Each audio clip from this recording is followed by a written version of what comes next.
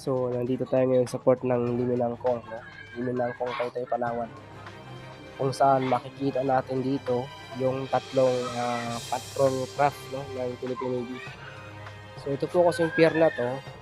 Ito yung isa sa pinakamalaking pier sa Northern Palawan. At ito rin yung headquarters, no? Dito parte sa El Nido. Ito yung headquarters ng Philippine Navy dito.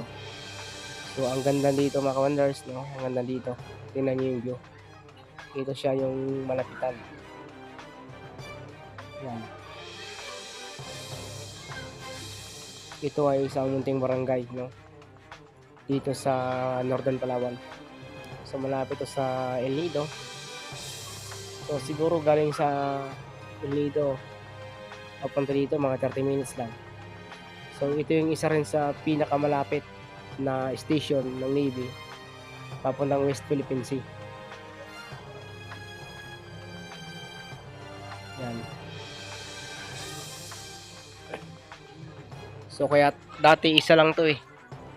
Dahil nasa nangyaring tension dyan sa may Kalayaan. So, tatlo sila dito. Lagi.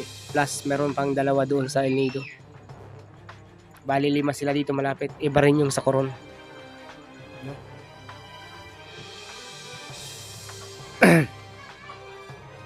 So, talagang pinaghahanda na ng Philippine Navy yung Kalayaan na yan. Pero mga wonders, no?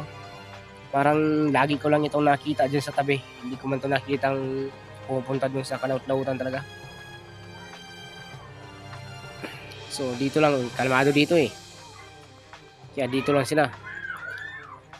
Pero pwede silang pumunta roon kung gusto nila. So, hanggang dito na lang mga kaibigan. Salamat.